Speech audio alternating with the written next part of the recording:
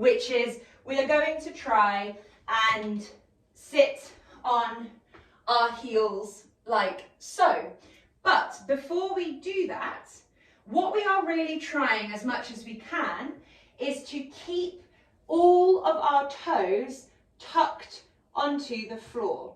So as you come forwards, what you might notice is that your little toe wants to kind of splay out to the side, and as much as possible, you're trying to keep all of the toes tucked under. You might not be able to, and that's all right, but just be wary that you're not allowing your ankles to come narrower than your toes like that, so that all of the side toes are lifted off the floor, and conversely, make sure that your ankles are not wider than your toes like this, okay? So hopefully you can see the difference there. If I'm not thinking about it, some people might want to have their ankles wider as a compensation than their toes, and for other people, they might try and keep their toes, like this, okay? You are trying to keep your toes, your midfoot, and your ankles in a straight line. So hopefully you can see there that my feet are more or less parallel.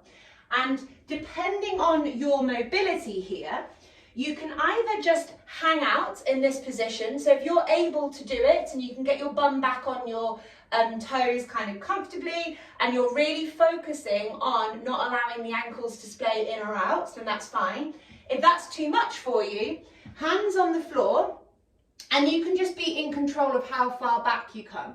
So you can bring yourself, we can rock forwards and backwards like this, but still thinking about those ankles. So as you rock yourself back, are you just splaying your ankles out to the side, or are you allowing your ankles to touch, or are you maintaining, and I'll just show you again from this angle, are we maintaining that sort of parallel alignment of the feet as we do it, or are we allowing our ankles to go to the side or ankles to come in?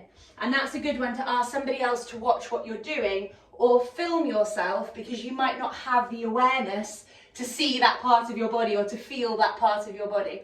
So you can either rock backwards and forwards, trying once again to ground through the balls of the feet as you do it, trying to keep the toes tucked under, or if you are able to and want to, you can just sit your weight back down and chill out here in inverted commas. I'm going to set a timer for 30 seconds.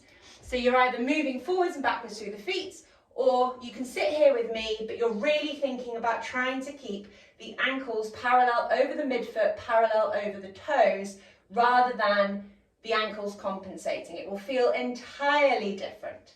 And of course, if kneeling hurts you, definitely don't try this one, but probably if you get yourself far forward enough on hands and knees, you might be all right doing it. So this is strong dorsiflexion of the feet. We're stretching out the plantar fascia, we're engaging the shins, and also actually stretching out the calves a little bit here as well. Okay, amazing. Relax off.